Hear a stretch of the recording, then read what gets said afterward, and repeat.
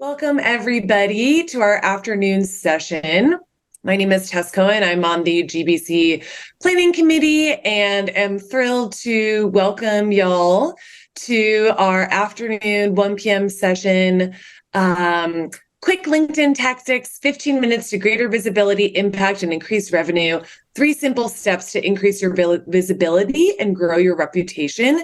And we are thrilled to have Benita Samuels, the CEO and founder at Visibility Solutions Group.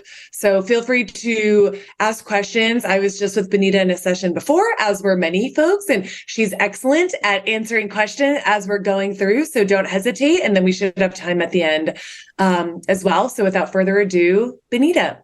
Well, thank you, Tess, and welcome everybody. You came to talk about quick LinkedIn tactics. And we're going to drill down into 3 simple steps to help you increase that visibility and grow your reputation on LinkedIn. Now, I have to say we are just, skimming the surface here.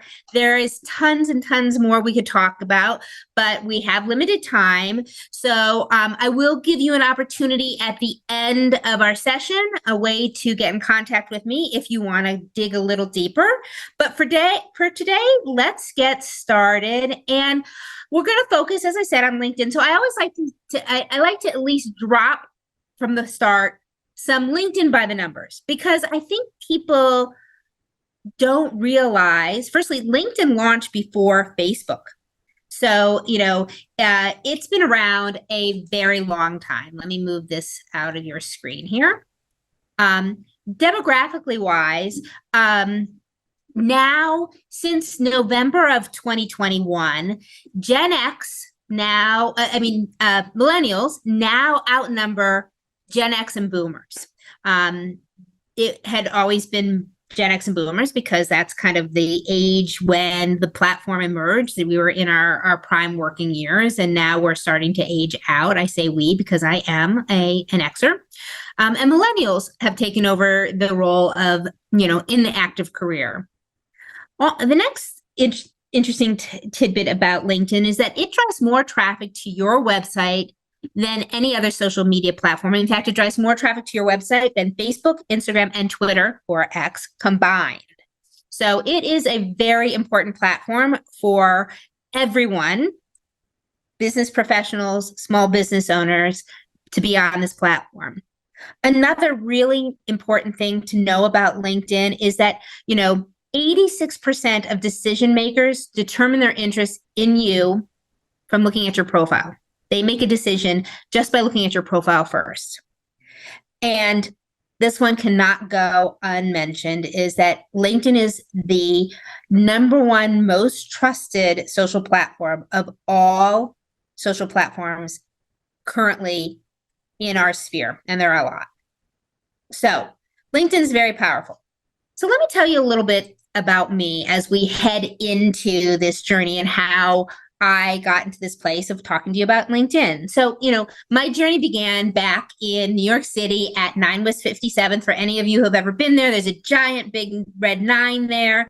When I was a kid, I said, someday I'm going to work there. Who really could have believed? I guess manifestation was happening long before I thought about manifestation.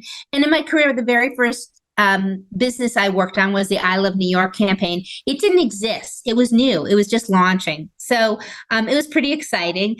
And I really entered into the digital and social landscape before it was even considered digital and social. It was called new media at the time. And it was just out of curiosity. Nobody was really interested in it. And, after having a successful career, I decided back in 2017 to make a leap of faith and move into my own business. I am a solopreneur. I have a team, bench players, as I call them. They're 1099s who help me. And, I continue to embrace the ever-changing digital landscape. So that's how I got here today. But how did I get here? Well, it began pre-COVID, when I made this decision and I launched my business. I put it up on social media. My husband helped me put together my swanky desk. Look, I even had my trusted colleague, Grover. He's up here, who helped me provide. He was my emotional support office mate and, office antics, so to speak. So I set everything up. And when I launched my business, I was really proactive in making sure that I had some clients in the pipeline before I started so that I had something going on. And it was trucking along really perfectly until I got a call from my big client. And they told me that they had done an analysis and they found that their team members were working at a 40% proficiency level. And so they were terminating my contract. Now, of course, you can hear me saying, how could they? What are they doing? So the first thing I did was I called a dear friend who's also an entrepreneur. And she said, well, Benita, maybe you're not meant to be an entrepreneur. What? How could she? I was incensed. So I decided I was going to dig deep and I was going to show her and everybody else. So I turned to my platform of preference, which was LinkedIn.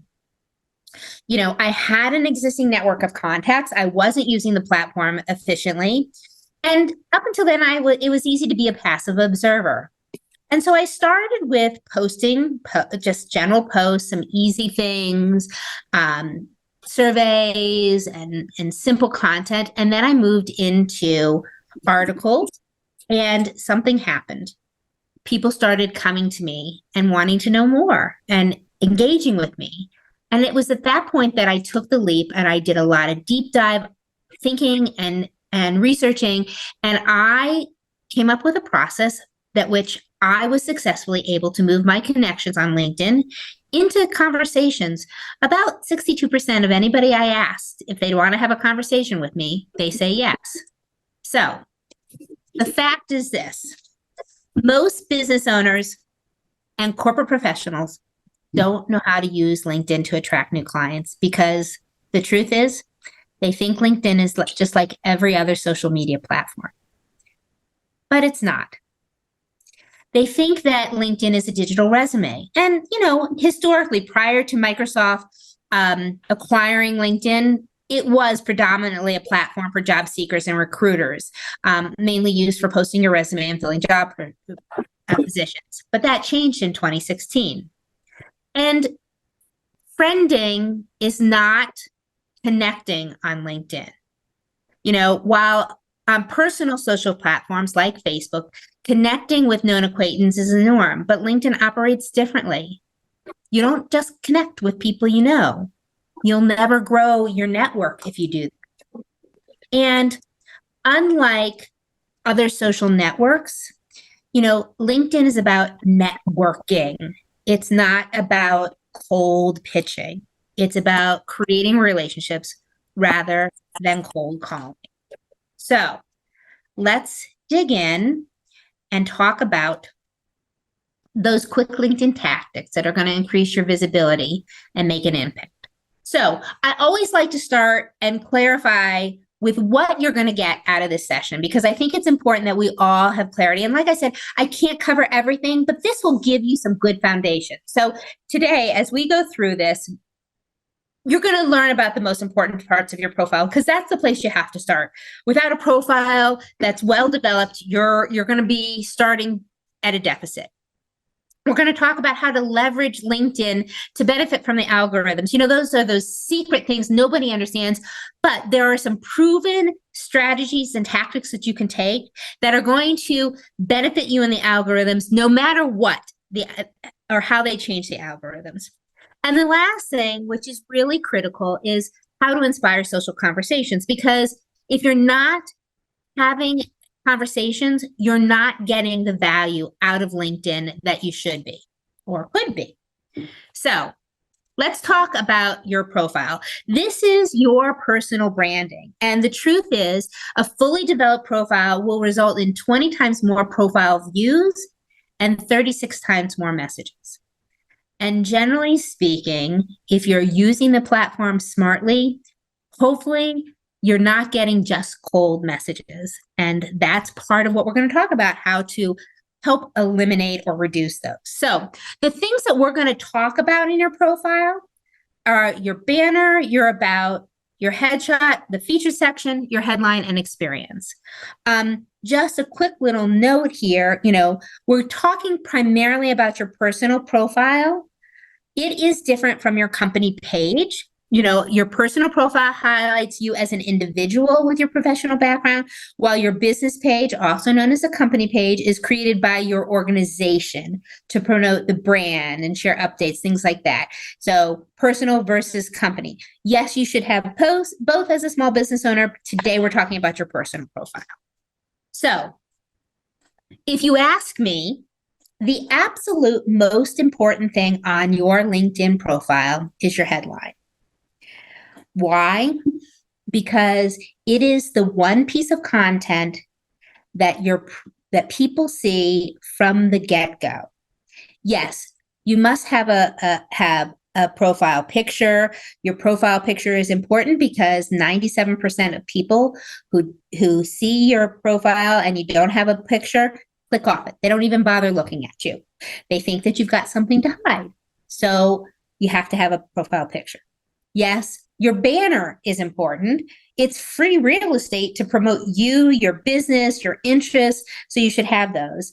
But when it comes to priority, it's your headline because it creates a point of differentiation of you in a field of many. Here, as an example, I did a quick little search on financial advisor, and you can see if you did just a general search on financial advisors, you got 1.6 million results. I drilled it down to just Colorado, and even in Colorado, there were 11,000 results. So you want to have a point of differentiation. What I generally say is your headline should really address who you help and how you help them. By doing this, you are increasing your search presence on and off the platform. So you can see in this same example, Rosie here, she is a financial advisor. She's got those keywords in there, but she's helping individuals and families meet their financial goals. So we know who she helps and what she does. She helps individuals and families, and she's a financial advisor. Do you see that hers is at the top of both these listings? And if you start to scroll down, what do we see here? Stephanie, she's a financial advisor at Morgan Stanley. Well, is she corporate? Is she private? Is she who knows what she focuses on? Same with Ali. He too doesn't give us much information. He's a financial advisor at Ameriprise. So when it comes to visibility, your greatest opportunity from the get-go is to create a headline that is customized to you. Who you help, how you help, or what you do. And if you can create keywords, put those in. You have 220 characters that you can use in your headline. So take advantage of that. Also, you may notice here, and this is just kind of a side tip, there's this like bar in between where she has financial advisor and her title. Use a bar like this versus an asterisk, a dot, an emoji, or anything. This is read by code. So make sure that everything before and after are getting picked up by the search. And if you want to know where to find that keystroke on your keyboard, it's usually in the upper right-hand corner below your backspace. It's the top of that forward slash. It's the bar. Okay. So have a profile picture, create a banner, and make sure you have a customized headline. Make it stand out so that your profile is brought up higher in the search and you are attracting those people who you want to know who and what you do. The next part of your profile is your about and your featured section. Now, this looks a little backwards on this slide, but I do it this way because when you turn on content creator, and that's a conversation for another time, it puts your featured section above about. But I'm going to talk about first here. So this is about you. It's not somebody that you talk about in the third person. If you've written your about in third person, I'm sorry, it's a little arrogant. You don't talk about yourself in the third person, so make it first person, please. And it is your long form way of introducing yourself. It's more than that handshake. This is when you're standing off in a networking event and you're talking for a few minutes. So take this chance to introduce yourself, both personally and professionally, and address these 5 things in your about. Who I work with. It describes the type of client and the audience that you collaborate with. The problem that you solve. Explain the specifics of the problems or challenges that your client face. And, explain what you do, the services and the things that you help these people with. Make sure you tell them the results you deliver and tell them how you do it. If they're interested in you, it doesn't matter. You're not giving away trade secrets. And do this in a way that it kind of tells a story. So, if you say, I've spent years in my career working with corporate brands doing this, I now work with entrepreneurs, founders, and small businesses focusing on or enabling them. It tells a story. I often tell my clients that, take these 5 prompts and do a couple of bullets. And then you can write it into story paragraphs. It doesn't have to be long.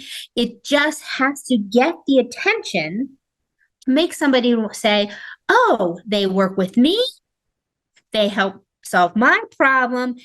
And, oh, look at the results they get. This is what they do, to get them to go down further in your profile. Because if people don't get past your about, they're never going to look at your experience. The other thing is, they added in a feature about 18 months called Featured.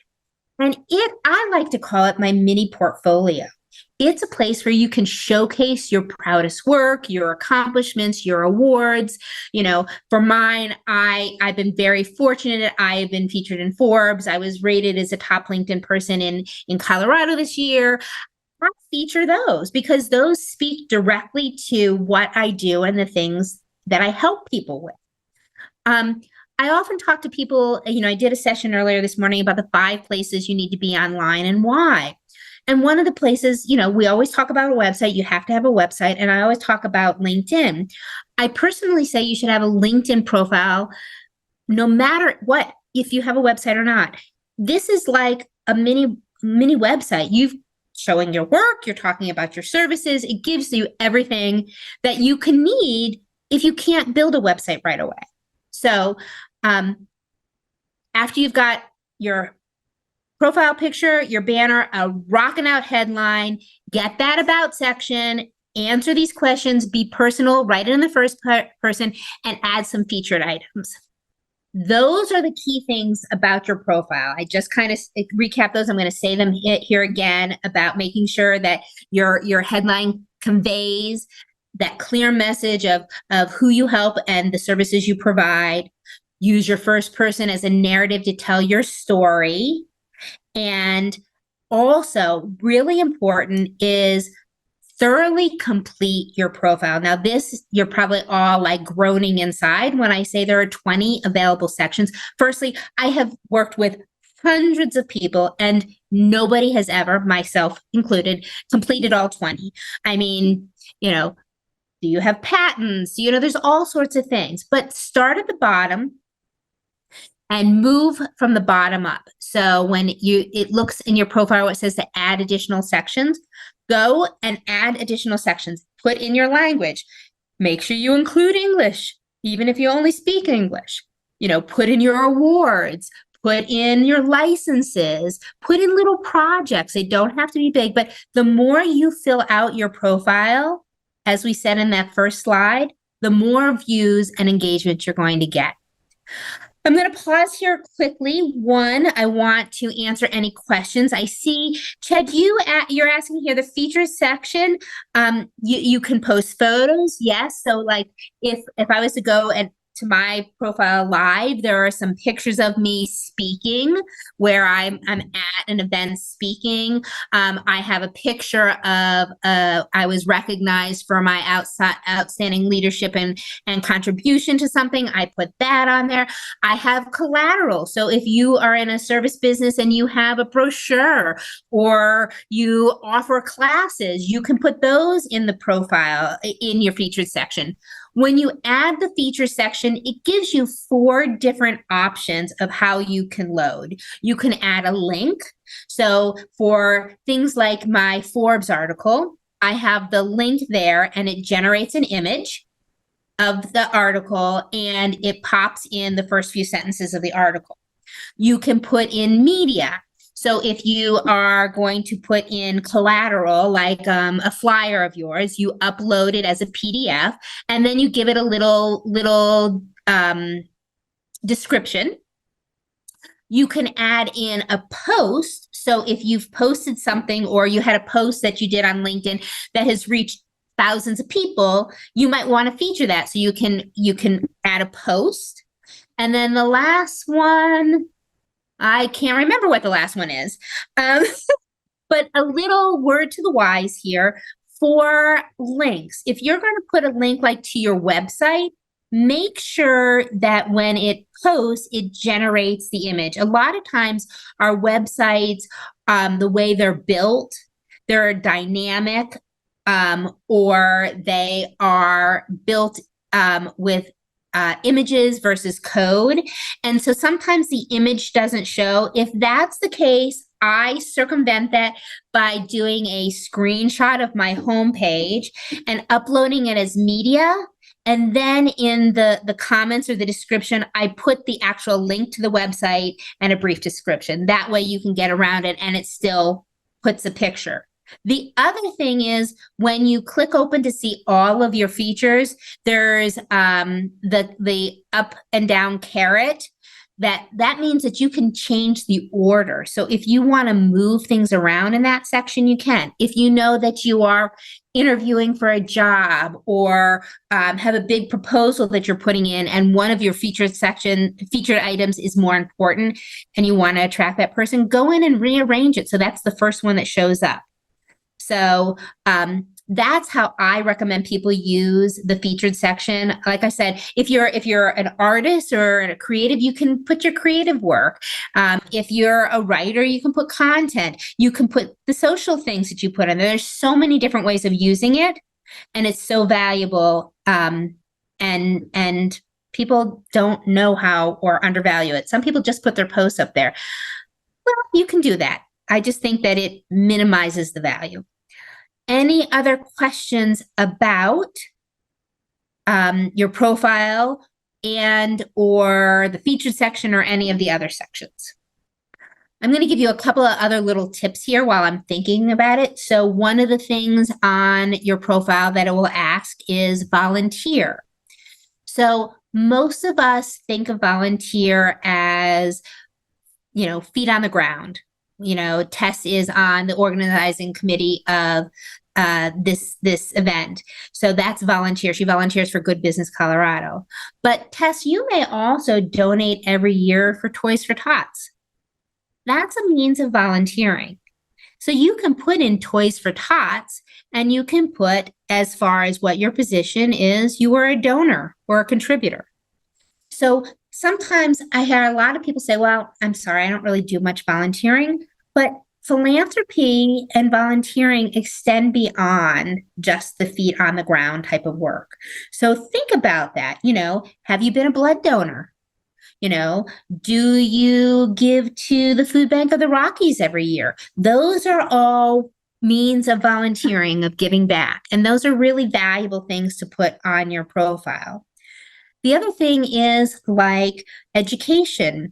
If you've taken continuing ed classes or classes at Colorado Free University, you can include that as well. Those are still things that are valuable on your profile because they contribute to you as an expert in your area, and it shows that you are continuing to advance your career. So that's my recommendations on your profile.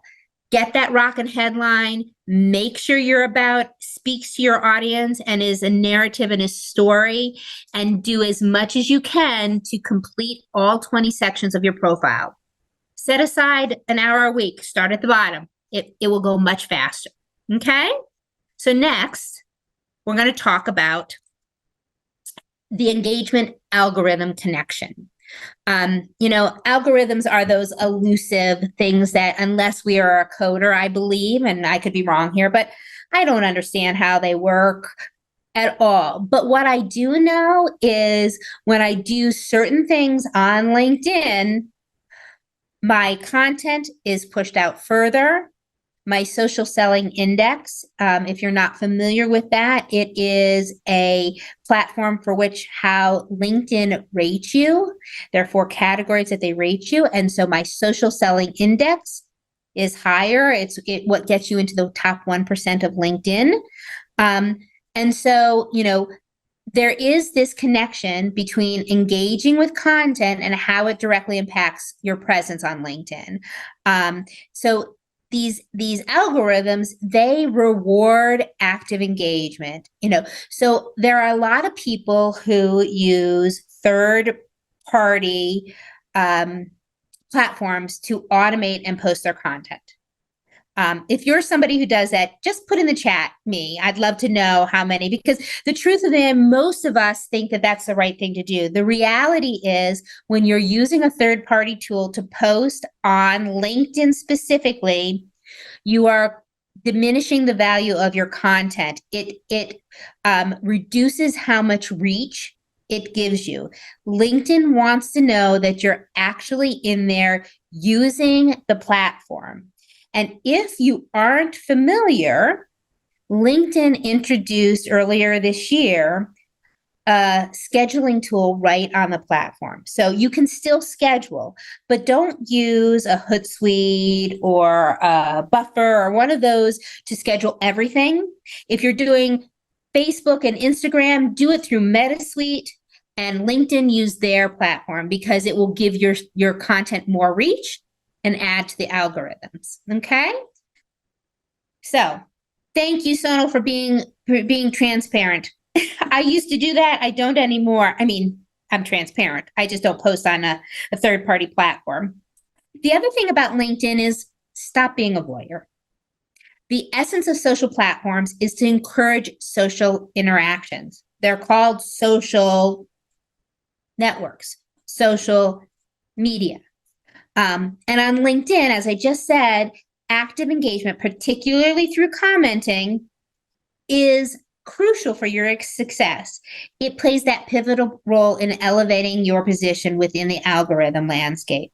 Tess, you're asking about algorithm tips about day of the week or time posts. So day of the week, Tuesday, Wednesday, Thursday. Wednesday is the most active day on LinkedIn. And as far as times, it actually recently changed. And so I just wrote a LinkedIn article I haven't published yet about the changes in time.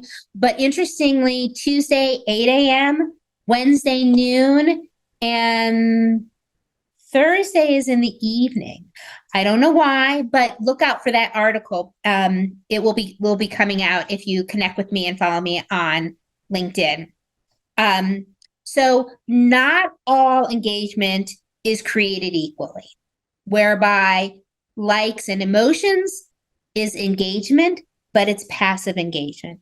Commenting is a compounding interest type of engagement. It increases your position in the algorithms and increases your opportunity for your content to be seen by more people and create more engagement. So I'm going to tell a little bit of story. I'm going to talk to you a little bit about Jane. And yes, her name is Jane. I'm not making it up. So Jane came to me during COVID. And I should tell you, Jane and I spoke this week. And she was in a bit of a slump. She had been with CDS for 33 years. And during COVID, they had encouraged her to retire. So, well, we all understand what that encouragement really means. But Jane, she wasn't done. She wanted to do more. She wanted to continue to produce these amazing events. And so Jane came to me because she recognized that for her, LinkedIn was going to be the place. And like me, or maybe not like me, Jane is a boomer. I'm an Xer. And she did not grow up with social media and wasn't comfortable with it. She didn't want to put anything on LinkedIn. She was, I guess, probably my biggest naysayer. And so Jane and I went through the process of one, optimizing her profile. She did a lot of the writing. And two, working with her on how to strategically use LinkedIn so that she would get seen by more of the algorithms and so that it would help move her off the platform into conversations. So I said, let's see Jane like. Likes are these reactions. These are basic steps to gain visibility, yet they hold limited sway in the algorithm. So for everybody who's being that voyeur and just coming in and liking, it's lovely. It's good you're on there. But instead, let's talk about commenting, because the like doesn't give a lot of value. It's a good place to start. Jane was, crawling here.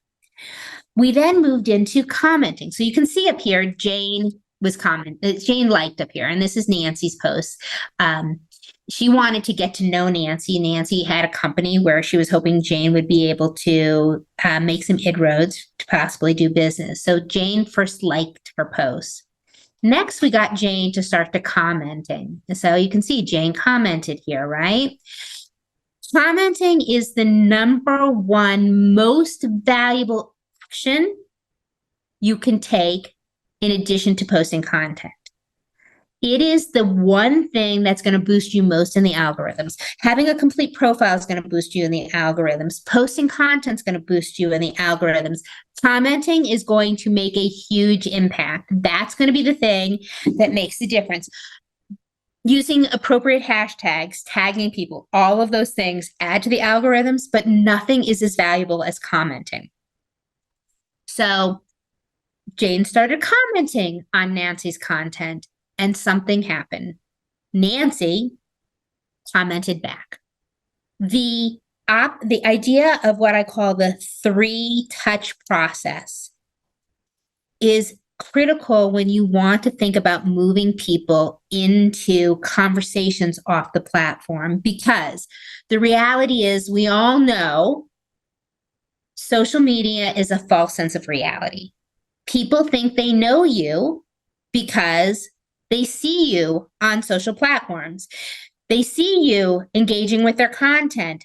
When you engage with their content gets into their feed. When you connect with them, your content gets into their feed. So by the time you get into a conversation, because you've touched on them a few times, you've commented on their stuff, you've liked their posts, you've shared their stuff, they are more inclined to want to talk to you. So with a 3-touch method, when you move somebody into the chat, you know how we talked about those cold messages? This isn't a cold message. They feel like they know you, so that when you move them into the chat and say, hey, Nancy, I've been enjoying your content. Might you be interested in having a one-on-one? I'd love to learn more about what you do. 6 out of 10 times, and I have tested this for multiple years, 6 out of 10 times, that person will say, yes, I want to talk to you.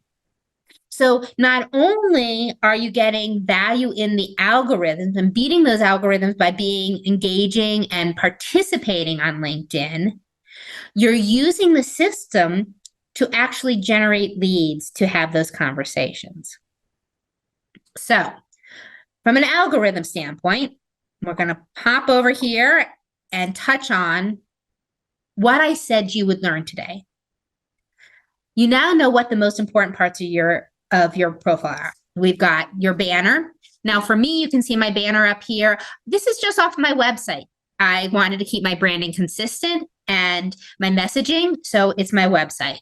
Next is my profile picture. I know, I should probably update it, but I just love this picture. Your profile picture doesn't have to be you in a suit. You see, I'm in front of this beautiful blue brick wall. You can go outside in your yard and take a beautiful picture outside of a tree. In these pictures here, these just happen to be, I was in a parking lot and there was a yellow car. So you can be interesting, but please only include yourself. Don't include your children. Don't include your partner. Again, this is about you. Then make sure you have the headline that defines your role and your impact. Okay. Moving down, make sure that you have your featured section and your about section is fully written. And then make sure that you create those 20 profile sections. And it's just a process of moving down. Okay. So that is how to use your LinkedIn profile to increase your visibility and so that you are getting the algorithms to see you. The next thing I promised you is that you would know how to leverage LinkedIn to benefit from the algorithms. Well, you do. You know now that completing your LinkedIn profile with detailed information increases your presence on LinkedIn in the algorithms. You also know that when you engage with other users' content by leaving thoughtful comments, that increases your in the algorithms. Using things like keywords in your profile will enhance your place in the algorithms, and nurturing that network, having those conversations, increases the algorithms. I didn't put this here, but I also mentioned it, is don't use those third-party platforms to post because it reduces you in the algorithms as opposed to posting it live on the platform or using their schedule. The other thing I said you'd know is how to inspire those social conversations. That's with the commenting and posting relevant content and that 3-touch method. That will help generate those conversations to help take them off the platform. Now, I know that this is a ton of information and you can't absorb it in one sitting. So I wanted to provide you a little offer here. And this is to get your LinkedIn impact, not in-pace, typo, Benita, impact scorecard. This is a 3-minute assessment of your visibility impact on LinkedIn. If you were in my last sessions, I offered a different tool. This is different from what I shared before. This is specifically about how you are showing up and using LinkedIn. So you can here scan the QR code. It will take you right to the tool. And at the end of the tool, you have an opportunity to connect with me and schedule time with me if you'd like. Tess, I forgot to grab that link again. So take a moment to scan the QR code here. Also, take a moment to drop some questions into the chat. We've got about 10 minutes, so we want to, get some questions in here.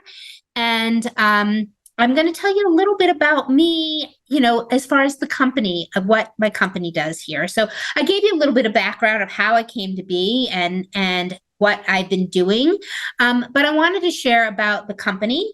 My company is Visibility Solutions Group, and we really focus on 3 key things. We focus on helping small business owners and entrepreneurs understand the digital and social landscape and where you should be and how to leverage it to get the most out of what's available to you.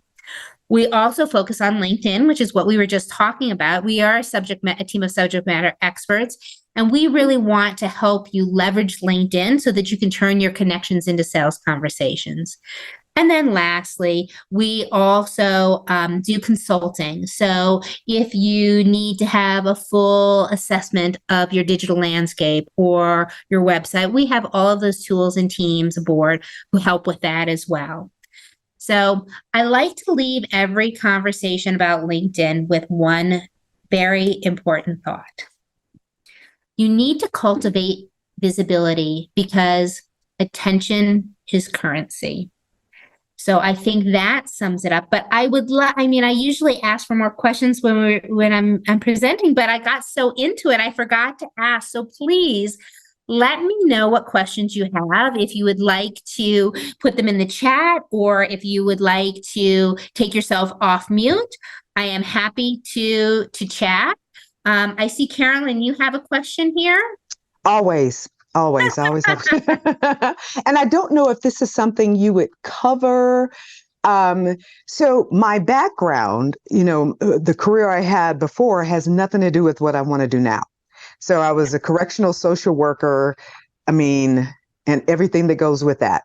But now I've moved into food.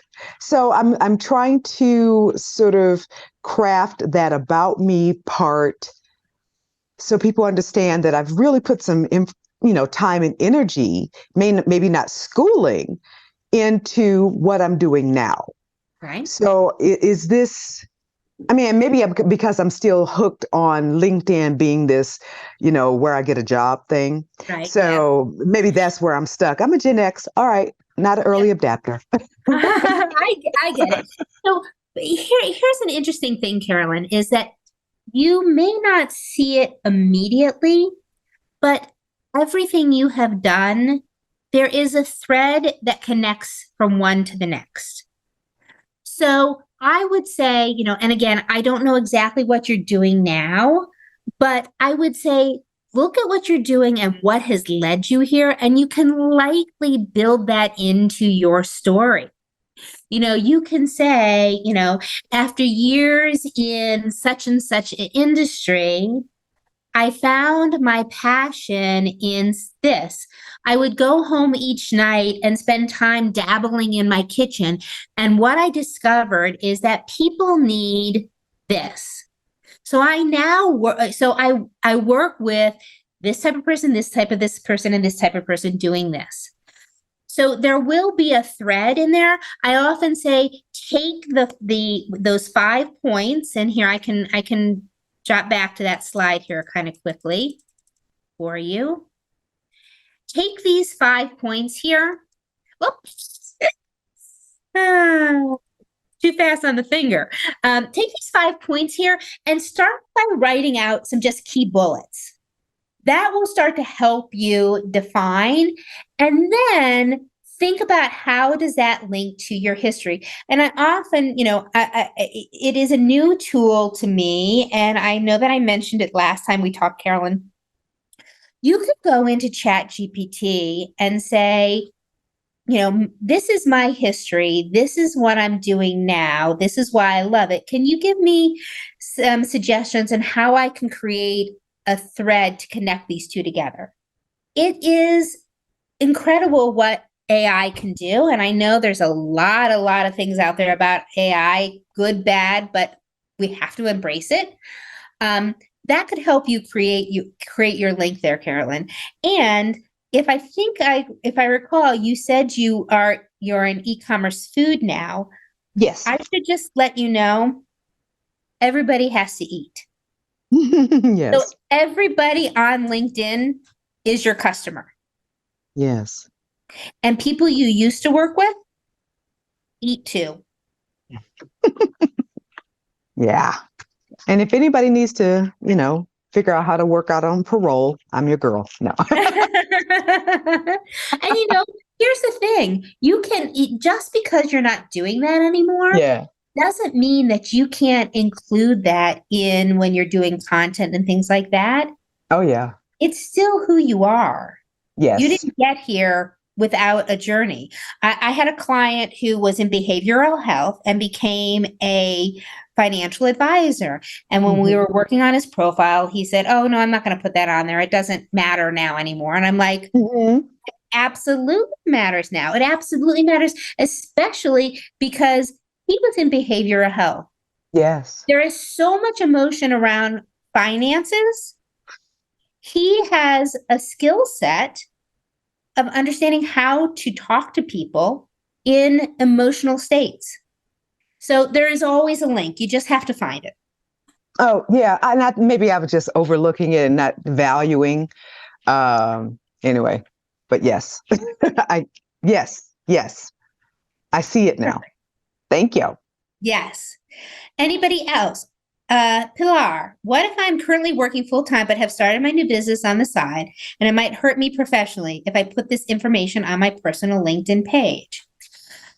So I would say that a couple of things you can do here is you could create a business page, and in the order on your personal page, put it under your current career. If you think that it will negatively impact your current career, then my recommendation is to do content that both addresses your current career, peppered in with content with the side business you're trying to build. and bring it in from, I'm learning about this, or this is interesting, or I read this recent article, because LinkedIn is not 100% about just what your job is. It's also about things that you're interested. One of the big things that happened in 2016 when Microsoft bought LinkedIn, they really focused on making this an information and a content distribution platform. So your job is not your only life. And then when you're ready to start to shift, start posting things on that business page more relevant about the business.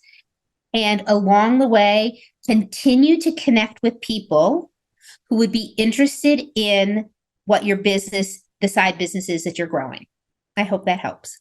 Thanks so much, Benita. This has been so helpful. I know I have many to-do list items added to my to-do list, and I imagine others do as well. So super grateful and wishing everybody. Yeah. Thank you, everybody. I hope to see you online.